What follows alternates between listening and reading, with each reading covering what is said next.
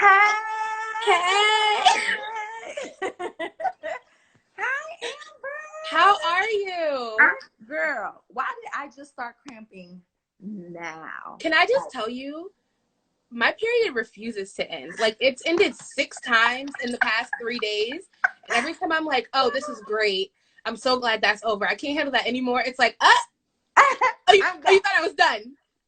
It's never done. I don't know if we going there, but here we are. Listen, if that's where we're starting, that's where we're going. Okay. Mine does this fake pump it. It'll fake start, then it won't.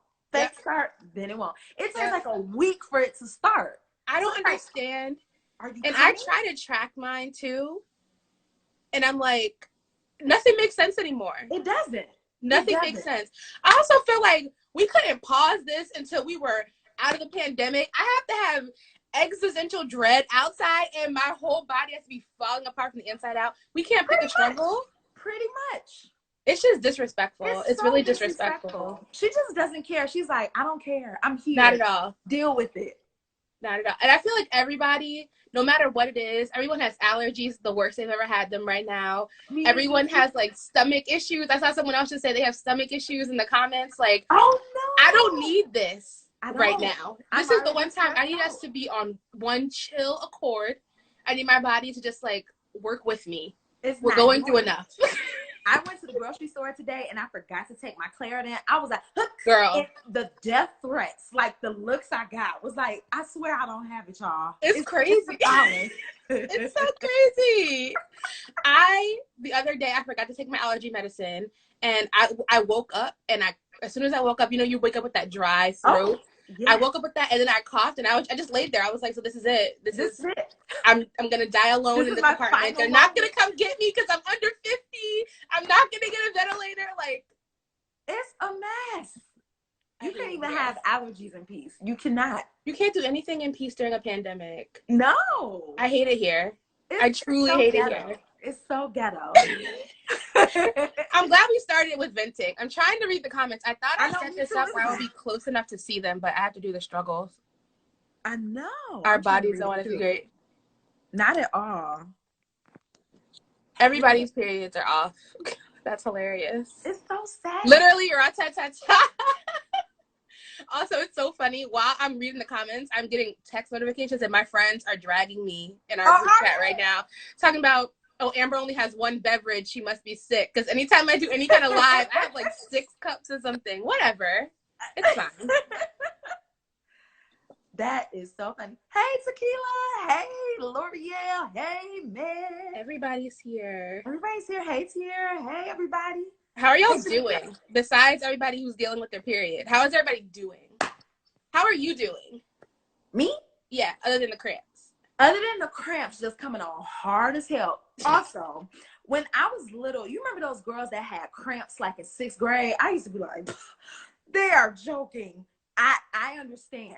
That just started happening to me. It took a minute. It took a minute. It always catches up. There's always that one girl, she's like, yeah, I don't really have a period. It comes for like a day. I cough twice and then it's over. That was me. Now it's like, bitch. So to all the girls in 6th grade, I thought y'all was lying. I'm so sorry. I'm dead. But no, I'm doing good-ish. Every day is just real. But this week has felt the best it's felt since this whole thing started. Yeah. Last week for me was the worst week just because I felt like work. Like every time I opened my email, I started crying. I was like, why are y'all asking me to do anything? And the things y'all are asking me for, like, should you be asking for this? I'm like, but this week I feel like was much easier. Good. I am shocked every day that it's another day. Like, I can't keep up with the days of the week at all. Yeah. I'm like, is it Thursday for real? Is it Thursday? My thing is when I wake up, I think I'm always like, and today is a normal day. I forget every day that we're quarantined until like those 10 minutes pass and it's like, oh, we're still here. It's like the worst episode of Groundhog Day. Literally. Ever. Okay, so like when you start your day, are you usually working from home? Like what was your normal like morning routine? my normal life, I was kind of working from home. I worked for a freelance production company. I used to travel every week for work, but that slowed down completely this year and last year. So I was kind of just running my business from home, and I do some stuff at 2 hospitals here. They hire actors to pretend to be patients so the med students can practice. So if I had to go into the hospital, I would, but it would only be from like 1 to 5. So for the most part, I was kind of at home, but my at home's working at a coffee shop. Or at a co-working space. I could never really work from home, even though I have like the cutest little office. It's just distracting here. Yeah. So now it feels the same but different. I can't escape to the coffee shop like I normally would have, you know? I didn't realize until now like how much I rely on being able to just like switch up my scenery. Yeah. Especially to write. Like I don't know about you, but writing in this apartment is the hard. I could do anything else in here. I can edit videos for hours at that desk. I can do anything else, but I sit down to write and I don't know any words in this house. Same. And you're writing a book? Yeah. So that's not fun. It's hard. It's really hard. Like anybody who's ever told you like, yeah, I wrote this book. Like I read somewhere, I think Toni Morrison wrote one of her novels. She wrote it in 6 months. I'm like, I don't believe her.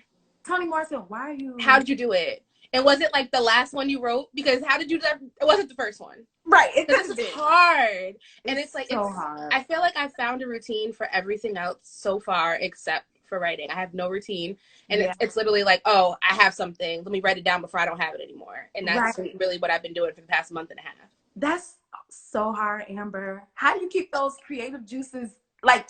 Do you try to rev it up to get it going, or I try? But I feel like for me, it's very in tandem with reading, and I've been reading slower, so I've been writing slower. I feel like I need to turn my TV off. That's the real thing. I need to like be my own parent and tell myself like, you don't have TV privileges during the week. Read a book, do literally anything else, and then I feel like if I cut TV out of my life, I would be so much more like on it. We are literally it's so easy when these days are so long to be like, all right, I sat at that desk for 5 hours. Now I'm gonna sit in front of this TV and do nothing. I know. For 5 hours. I know. You sound literally like me. I had that conversation. In fact, I wrote it down in my planner. It was like no TV, no YouTube, no social media before 6 p.m. Like I literally was like, we not doing this because I had to. Last night, I literally had to put myself to bed like a child. I was like, turn the TV off and get in that room. I'm sick of you. I'm sick of it being 2 o'clock in the morning. And I'm like, why am I still out here? Hard. What? Hard. And I'm tired. I don't even like it. Get your ass in that bed. I need my mom to come over here and just. That's it. Doing? Well, that's what I was thinking about when you were talking about, like, let's talk about self-care routines and rituals.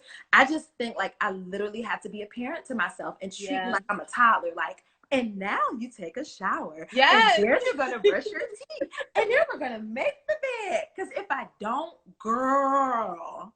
Yeah.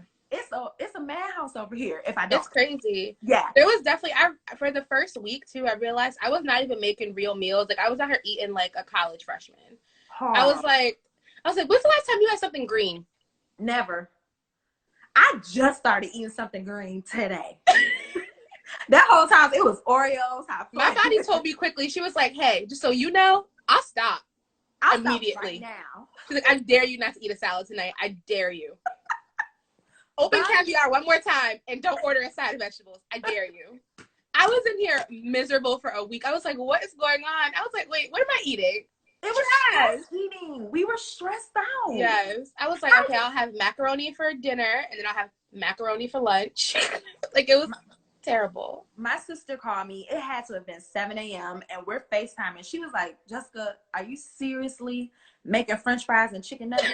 I literally had the pan. I was like, girl. I poured out them Ore-Ida potato French fries and some Tyson chicken nuggets at 7 a.m. because I was just like, I can't think. There's nothing else. There was one day, and I also reached that point where I was just so sick of washing dishes. I was like, I don't need to eat because I'm not going back in that kitchen and cleaning that kitchen one more time. I hate cleaning the kitchen. I really do. It's the worst. Oh. But one thing I have gotten together, so I feel like I have my mornings pretty together. Okay. Where I get up and I make myself, because I was doing this thing where I was waking up on time and then just literally laying here for an hour and a half doing nothing, wasting time. So I make myself get actually up and out of the bed no later than 7:15. Oh, good. Which is, for me, is late because I'm a very early riser naturally. Okay. So I'll get up, make the bed, and then if I don't get ready as soon as I get up, I'm not getting ready. Like, I'm going to sit in that same crust all day. Yes, so I like make myself go, get ready, put on different sweats than the ones I was wearing in bed. Yep. Make the bed, make breakfast, and I don't start working until like 8:30 or later, because if I just get up and just jump on that computer, I'm miserable by 11 for the rest of the day. Yep. So that's been working for me for the morning. I still need to figure out what I'm going to do when I hit that slump at like 2:30. Right. Because you were saying that yesterday. Just like, it's 2:00 and I don't want to do anything. I'm done. I'm actually finished. If you've been working from 8:30 to 2, what is that it? It's like, what else could you? Yeah, but it's hard because I do have a 9-to-5. Yeah. And my 9-to-5 is very flexible. Like, I can kind of work in a silo a little bit, but at the same time, it's like people want to hear from you from 9 to 5. You got to do your job. Right. You got to do your job. Yeah. Are you allowing yourself to take a nap at 2? See, this is my problem with naps. Okay, let's hear it. I've always struggled with having any kind of nap routine because I'm either going to sleep or I'm not. Okay. It's like, so am I going to sleep or am I not? Because if I get in the bed, it's 6 hours minimum.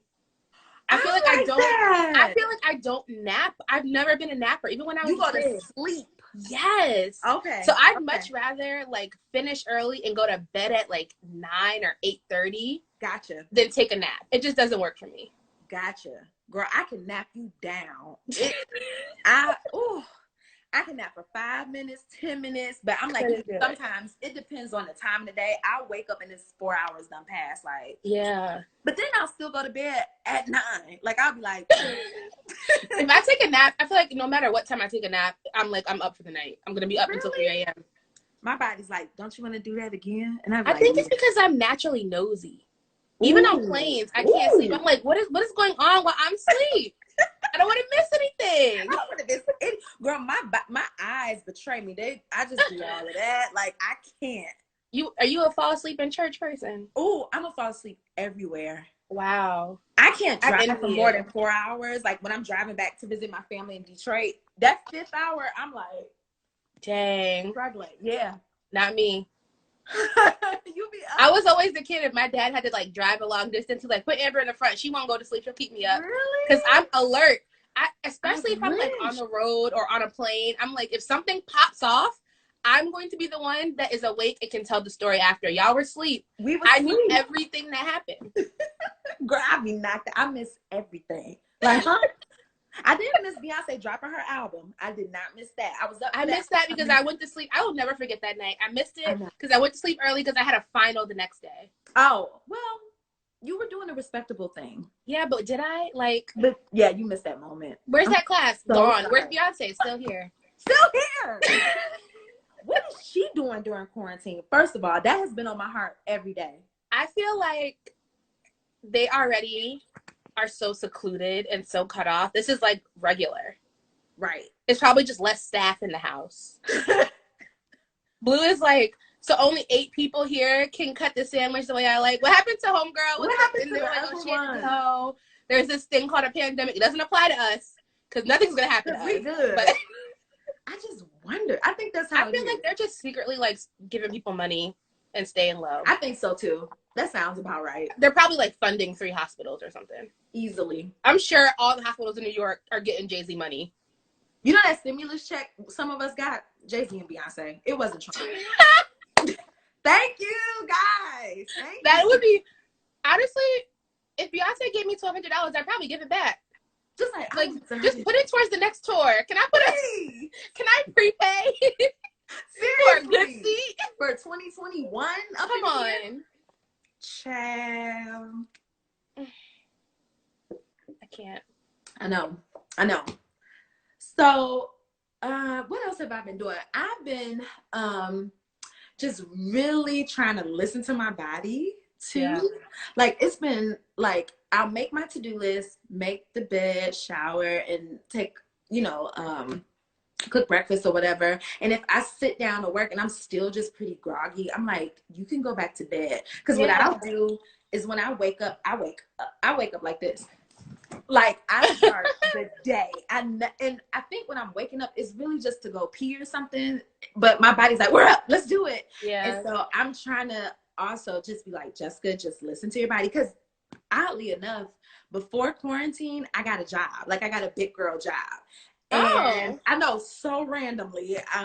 And so I still have work to do, but it's still like yours, like pretty super flexible. So I've been trying to just be like, you can take a nap. Like it's A-okay. Nothing has to be perfect right now. Yeah. Go lay down. You know, one thing I did that's been really helpful? What? I had to turn like the sound off on like the email notifications for my work. Cause I'll leave like the tab open all day. And I'm like, I hear that sound now in my nightmares. I'm just like, oh, they want me again. Yeah. It's like I could not do it. Cause it's like, if you don't respond to this email for another 30 minutes, no one's going to die. At all. Ever. They never do.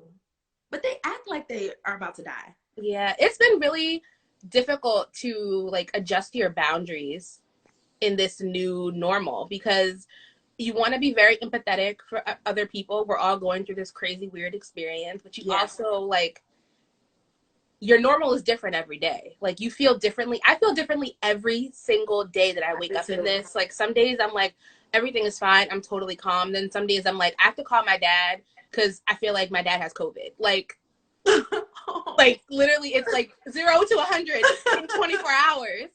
And so it's like some days it's like, I'm going to wake up and I'm going to be like, I'm going to churn out a day's worth of work in 3 hours. And some days it's going to take me a long time to finish one very simple thing. And it's like giving myself that grace, but also not being timid to be like, I need you to like not right now while I do the best I can. Oh, you know what I mean? I do know what you mean. And it's been interesting. So, you know, I have a coaching business or whatever. And at first week, I just took off. Like I didn't even, I mean, right? Because we were all going through. And one of my clients was like, where were you? What were you doing? Like, I need you. And I was just like, girl, did you hear about the pandemic? I say that 10 times a day. Literally 10 times a day on every conference call, I'll be like, hey, I just want to remind everyone that we are in a global pandemic. The whole world. The whole world. Universally. The whole world. And that week, my hospital jobs, we're contracted 3-4 months in advance. They were like, no work. You know, like my life was kind of going crazy. And luckily enough, I got a job. But I was just like, you know what? I can't help anybody if I'm not okay. Like I literally cannot. And it's hard as a coach because you're kind of on call, you know, like if people have a problem. But I was just like, that week I could, if you called me, I would be like, I'm not service. So I had to kind of lay that boundary down. Like, y'all, I might be slow to respond. I expect you to be slow to respond. I'm going to get to it, but things are just so different now. You know, like my stepdad, he was getting really, really sick. You know, like this is in the fan. Thank God he's okay. But I just had to learn to just be like, it's okay to not have all the answers. It's okay to say, I don't know. I can't help you. I'll try. You know, like, what can you do? You know what I want to talk about too? How have you been trying to kind of establish like a gratitude ritual or practice gratitude? Because I feel like right now I go between these two like shifts where I'm like, I am so grateful that like I have a home that I can be quarantined in, that I have a job that continues to pay me and that I can work from home, that I have a creative outlet, that when things get too much, I can escape to that I have access to books, I have access to decent grocery stores around me that are taking safety measures. Like I'm not an essential worker. None of my family right now is sick. I have so much to be grateful for. But then the smallest thing happens and I'm like, what? I hate everything. Like fuck everything. And that's just life though. It is, but I do think that it is important to know how to rein yourself back in and know how to like call on that gratitude again. And for me, it's like I've been journaling like every single day. And that is the only thing that's kind of just like, okay, this is how you felt, but this is how it actually is. Like you have all these feelings, they're all valid, but this is like the reality of the situation. Like you have to kind of like, again, parent yourself. Like you're being dramatic. all the time. I will be in here having little hissy fits or just feeling, you know, you just feel like grumpy and you're like, what's wrong with you? And my therapist, she always, when there be a, you know, when you go see your therapist and she's like, how you doing? Are things working? And you're like, and she's like, well, are you doing the practices every day? And I'd be like, nah. I'm like, first of all, why are you yelling? First of all, girl, I know we cool, but you don't know me like that. Well, but I literally had to have that conversation with myself the other day. Like, you feel out of sorts, not grounded, not centered because you're not doing the work. And you're not doing the work because it sucks. Who wants to do the spiritual work right now? Like, nobody. Right. I want to be mad. I want to be sad. I want to be gluttonous. But it also isn't sustainable. One, it doesn't feel good. So I literally had to be like, you know, just doing those gratitude journals, saying out loud. Like when I'm in a shower, I'm just like, God, thank you for clean water. Thank you for warm water. Gosh, this coffee is so good. You know, like kind of like. It's those little things, like those little check-ins. Yeah. And almost kind of milking it, just like as I'm planting my flower. You know, you're like, I'm grateful for my plant. But then you stop and you think like, nah, for real. I'm grateful. And when I do, like this morning I worked out. Did I want to? No. You know, I spent some time like trying to read my devotional. All that stuff is like so extra, but it really does help. Yeah. And I try to just balance like allowing myself to feel how I feel. But like you said, also being like, okay, toddler, that's 2 years old. You had your tantrum. You were in timeout. Now come on, you know? Right. And when I can parent myself pretty well, I do fine. But if I don't, girl, it's a mess. And it's like a domino effect too. It's like I stop doing the one thing and then everything else just kind of falls out. Yep. It's so annoying. But at the same time, it's like, everyone keeps talking about like, what is this? What is it going to be like after this? Like, one, everybody keeps saying that because I just want to go outside. I personally am not annoyed with the being in the house part. It's the death outside part that's getting to me. Inside is fantastic, but I keep thinking like, what if we? And I'm not one of those people that thinks you need to be taking this time and making the most of your quarantine time. Right. Do whatever with this time that you want or need to do. But I'm like, what if we came out of this and realized like you just had this really odd but significant chunk of time where like it was totally acceptable and okay to just like give yourself what you needed and just focus on you and just like feed yourself. However, like all those woo-woo weird things you wanted to try but never had time for, like life has totally shifted in a way where you can prioritize that. Like if you wanted to be a person that journaled in the morning, but you don't wake up till 5 minutes before you got to leave the house, well, now you got that whole commute time. Like spend 5 minutes doing that. If you were trying to start like a prayer ritual, or if you were trying to start like a workout ritual, like you have that flexibility now, and you don't have to do it the way that everyone else is saying. You don't have to dedicate your entire like morning to it or 10 hours to it, but you have that. And at the end of this, when we come out of this, like there could be a piece of you that is so different. Right. That piece of you that you always wanted to come out, but you never gave work and did the work for, you know? Yeah. I think that's going to be interesting for all of us. Like, and that's why I wasn't too pressed about doing any work. You know, both of us are content creators. I did the podcast, stopped writing, and I was just like, oh, Jessica, for the past 35 years, you've worked really hard. I've had a job since I was 13. I've blogging, you know, like doing all this. Like this is a gift. Like rest or read or do the puzzle, repaint the living room, do the stuff you couldn't do because you were so in this hustle. And I think for me, is when we go back to real life, I want to keep that part of me where it's just like I don't want to always feel productive all the time. I don't like. I used to get high off of that, now, and then it became like a prison of performance. Now I'm just like, I'm 3-dimensional. I'm a whole human being. That is a side of me, but there's also a side of me that just wants to talk to my friends. Like I don't get to just talk to my friends like that because of quarantine. It's just like, hey girl, yeah. Or to just be quiet. I'm like you. I always have the TV on, always have music on. If music isn't on, podcast is on. Podcast ain't on, movies on. And in this, I wanted nothing more than stillness. And this was like the first time where it was like, oh, that's how you feel about that? That's what you're thinking? That is a good idea. You know what I mean? And that's just been so beautiful. So I'm gonna incorporate more stillness and quiet in life. Yeah. You know? I think that I realized in like the past month of doing this, I just need more openness. Like I've been so rigid for so Me long, too. and I used to think that like what I really needed was to become the opposite of myself, and I just needed to like throw all this rigidness away. And like I'm so like one time I remember my therapist was asking me, she was like, what is your fear? Like what are you afraid of being? And I was like, I feel like I'm not a fun girl. Like I'm boring.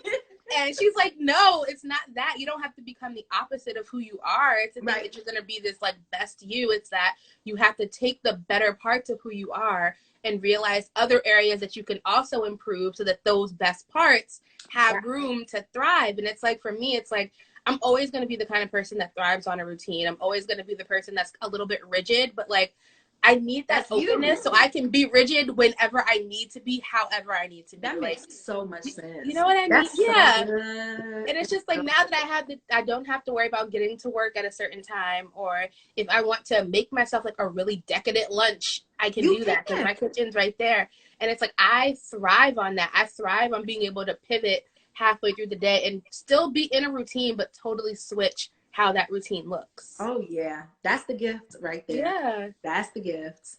I will say though, you and I are super lucky to not have. I mean, we're not lucky to not have kids, but I think people with children probably have a whole different experience. I don't know how they do it. If people in the comments, if you have kids, like talk about some of the things that you're doing to take care of yourself while you're taking care of these small people, because I mean, even just being on like calls with coworkers, it's like I'm like, how are you doing this? How I could not imagine. But that just goes to show too just how resilient people are. Like we're doing all these very hard things, but because we do them all the time, we don't acknowledge how hard they are. It's very hard. Like and you need to like celebrate yourself more for doing hard things.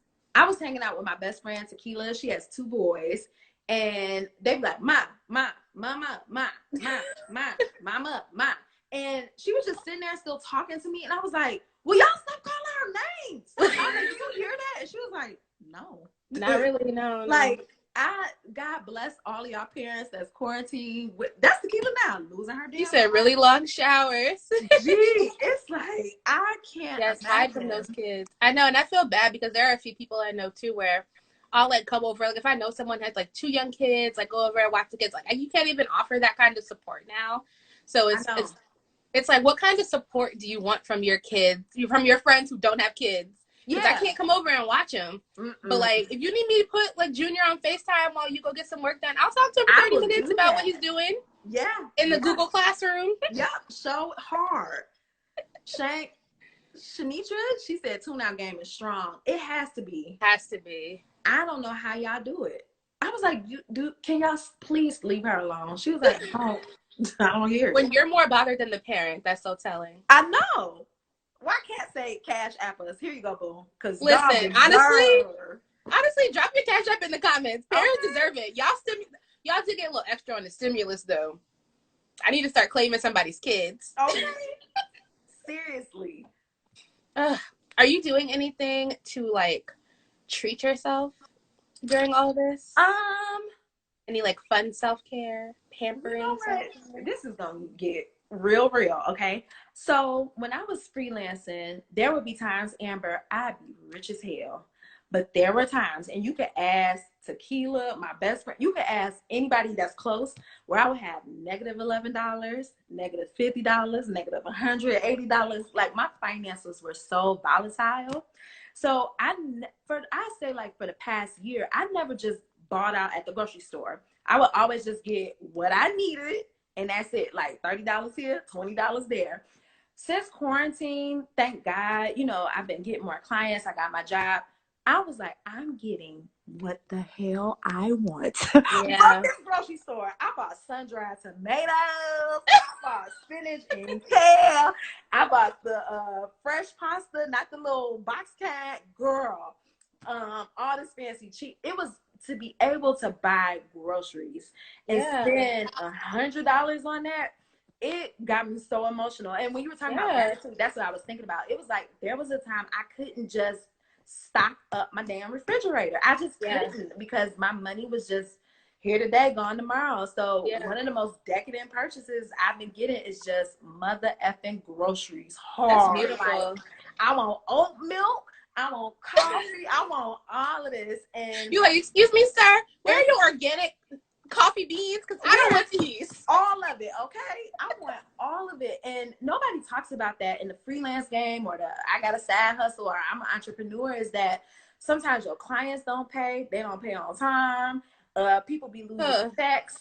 And you just be looking, you know? And God came through and blessed me with my job, and I'm grateful for it. But before that, I was just out here. But so that's been my luxury indulgence, is just buying food. And that's crazy to say. I think that is beautiful.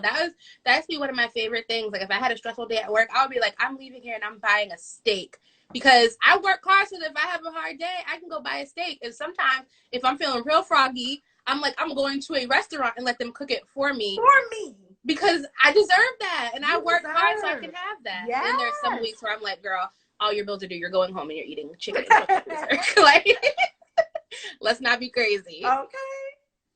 What are people saying? And how about you? What's been a decadent purchase? Or no, that wasn't the question. What have you done really nice for yourself? You know, not enough, honestly. Like, I have been just kind of like, for the first like couple weeks, I was real slothfully, like really like, I was like, like I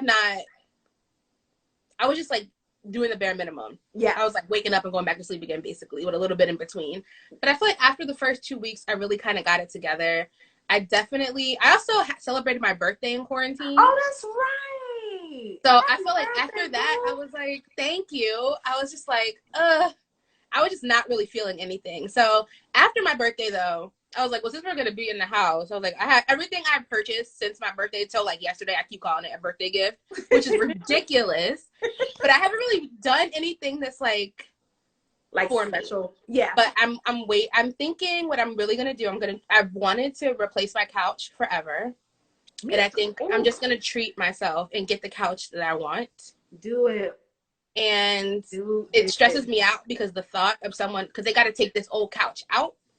And I don't want no people in my house right now. So I don't know how I'm going to do this, if I'm going to do it right now. But I think that's like the biggest thing I want to treat myself to. That's so funny. A new couch is on my list. My couch has been through the rooter to the tutor. Yeah. It's time for a new one. I want a couch that I can just lay on and read all day. That's it. You know? My couch was like my first big purchase. Mm-hmm. And it was like an $800 couch from like the corner store. You know, like the corner. I thought this was like the bomb. Like, girl, I never see this couch like. Every day I woke up, I'm like, oh, this would be such a nice house if I didn't have this couch. I hate this couch. I have also been indulging in skincare, I will say. Ooh. I have been treating my skin. My skin has never looked better. I'm like, I need to stay in the house more often. Shining. What? So are you into the Korean skincare situation? You kind of are a skincare girl. It's like I find what I like, and I'll try new things sometimes, but I'm not really big on Korean skincare just because it's so many things. They just have so many steps. I'm like 10 steps. I do all 10. Do you? You do have great skin. My sister is very into it. You do have good skin. Today. Okay. Those cramps I was talking about. Remember those cramps? They're gonna come and wreck havoc. Two of my closest friends got really into it, and they would buy the products for me. And my little beauty situation is like exploding, but that's been really instrumental in helping me have slow mornings, because you do kind of gotta wait for it to settle in, you know, like. So that's what I like. I like it. It's like I wake up in the morning, like, all right, go and wash, toner, put the serum on. Okay, now while my serum is like absorbing a little bit, let me go and pick out what I'm gonna wear today. Then you go make the bed. Like, okay, well now let me moisturize. Let me do some eye creams. Good. And that feels very indulgent, especially now when I'm like, I don't got no place to be. I'm not rushing.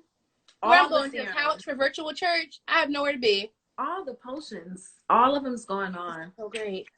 I even started like mixing my own mask again. I was like, oh, I have that clay that's been sitting under the sink for 3 months. Let me dig that out and do something. I love it. This is, I don't think I've done live before. So I'm like, how do you read and talk? I hate the way that they make the comments come in.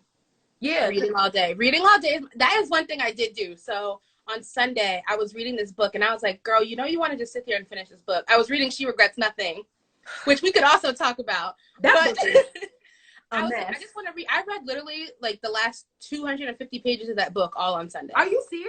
I just sat on my couch. I was like, I'm just going to sit here and read. I'm not doing anything else till I finish this book. Isn't that the best? That is my ideal day. And I felt so, after that, I was like, I can do anything. Like, that is how I take care of myself. Yeah. Just read. I stop what I'm doing. I turn the screens off, and I just read a book. I love that. That's why I got all these books. I mean, and it gives your eyes a break. The headaches, all of that from the screen time. You got me back into reading. I was an avid reader growing up, but then I just stopped. You being on Twitter like, I read this, I read that. Y'all, every day Amber be like, I finished the book. I finished the book. Like, I wish. Girl, they be reading like this. And so now, anytime you post a book, I just I read it. I either buy the physical copy or I download it and listen to it inscribed. I love it. It's the best. Okay, so you read She Regrets Nothing. Did you finish? I finished it. What did you think? It was the craziest soap opera I didn't know I needed in my life. I didn't realize it was going to be that crazy. I was like, people are dying. People are dying in this book. I thought it was going to be like a little blackmail, a little extortion, maybe like a sex scandal. I was like, so first of all, homegirl is sleeping with everyone. Like everyone. She regrets nothing. That's what nothing. The book is about. Nothing. And no, she needs to regret something. Child. That book was crazy. I'm like, there were at least 3 parts in that book where I thought that Layla was going to die. She should have died. She should have died. I cannot. Died several times. We're talking about this book called She Regrets Nothing. It's on Amber's timeline. It's crazy. Yeah. What would you say it's about? So it's about a small town girl. Yeah, it's about this small town girl, and she grew up. Where she grew up? Michigan. And her mother dies, and she finds out her cousins from her father's side of the family come to the funeral, and she learns that like she actually has all this family she never knew about who are incredibly wealthy. It's very Gossip Girl. Like they live in New York. Her like one of the cousins was like a model. Her mother was a model. Like they're big rich socialites. Like tycoons, like that kind of rich. All right, you know what my question is though? Do you believe that she really divorced old boy, or did she kill him? I feel like that just happened too quickly. Wait, divorced Nathan? The husband. Because she was in Michigan and she was married. I never even thought about murder. I do not think that that just happened too easy. She was just like, yeah, we got divorced. He cheated. Because he was very like, yeah. In the first part, he was very into her, and all of a sudden he just like, oh, Nathan's gone. I was like, Nathan, what? Has anyone checked on him? Anyone did a wellness check on my man? No, I didn't even put 2 and 2 together. I don't think he's here anymore. I mean, he might not be because nobody else is. Layla gave no F's, none. I don't understand. And that ending, crazy. That epilogue, I was like, what? Y'all, if you want to hear this book, it really is a good It's very much a page turner. It's a page turner. It's on Scribd. It's an app where for $8 a month, you get unlimited downloads on audiobooks, ebooks, magazines. Check it out. If you want like a good, juicy, just kind of fun read, She Regrets Nothing. It was so good. Yeah, I have a discount code for Scribd in my bio too. And I think they're still doing like you get your first 2 months free during quarantine. Get that book if you just want it. It was so good. So good and so bad. So bad. Did you read the book club book? I just started listening to that and I'm like, oh. You're gonna have some thoughts. Yeah. I'm like on the part where she just meets when they go to the backstage thing. Okay. So you like the beginning. I'm at the beginning. Brace yourself, girl. First of all, I'm reading like 6 books at once. Hard. I'm reading Homegoing. Okay. What is the airplane? And then there was you. Is that? Oh yeah. Is that what's the book club book called? The Idea of You. The Idea of You. I'm just vibrate higher daily. Like it's just books. I love it. Living your best reading life. Living my best life. I don't know how I'm keeping these stories straight. I don't. That's the thing. If I'm reading multiple books at the same time, they have to be completely different. Like, yeah, one is nonfiction, one is like urban fantasy. Like, completely different. Completely different. Yeah. Yeah, but that book, I was like, this was an experience. I did not expect that many twists and turns, and she regrets nothing. Neither. I text you. I didn't think people were gonna die. What? Why are people dying in this book? Also Cameron. I was but like, you know what? That whole London situation, I was like, why did he have to go to London so secretly? Yeah, I was like, what did this girl do? Like, she sleep with his dad? I was like, what happened? And also, is the grandfather her father? Yes. That was a spoiler. Oh, but you don't know who we're talking about. Oopsie. That's so funny. I was editing a video I'm about to upload too, and I had to cut out this whole part. I was like, girl, you just spoiled this whole entire book. Like, what are you even talking about? The whole book. I didn't that book. Okay, so my question is, like, did the author gloss over stuff, or was it supposed to be like that? You know, like that's. I just was like, Jessica, just give it, 3 stars, because that's what I gave it like 3.5, because I was like, it was good. I didn't love the way it was written. Me neither. Because I feel like the writing style also changed a little bit. Because sometimes it would be like very casual, and then it would be like very like polished and dramatic, and I was like, what are we doing? But there were also things that just like happened. And I was like, how did that happen when we were just here? Yeah. It was kind of hard to follow, but fun. Yeah. It was literally like it took me like 100 pages to get into it. Me too.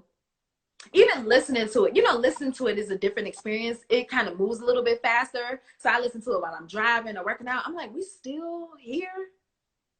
Yeah.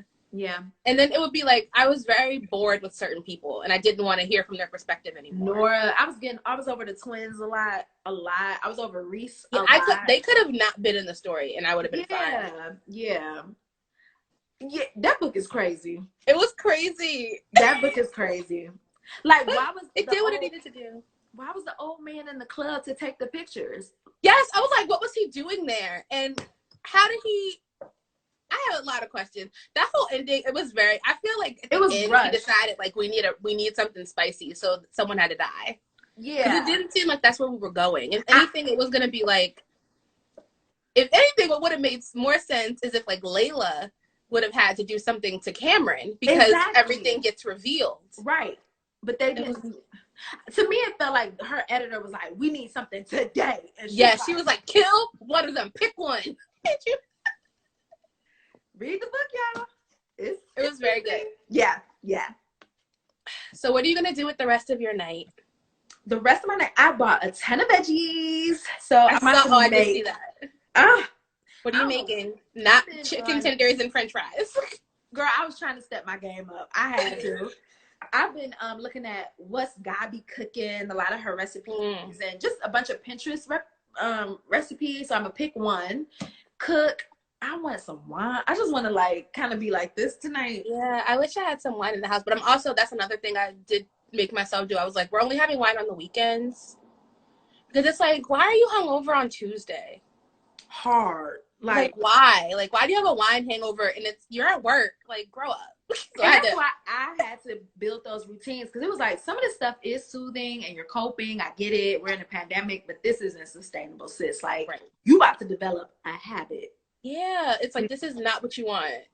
Nope. So tonight I'm gonna do a little bit of red wine situation and just chill. I love it. What's today, Thursday? I'm like, is there good TV on Thursdays?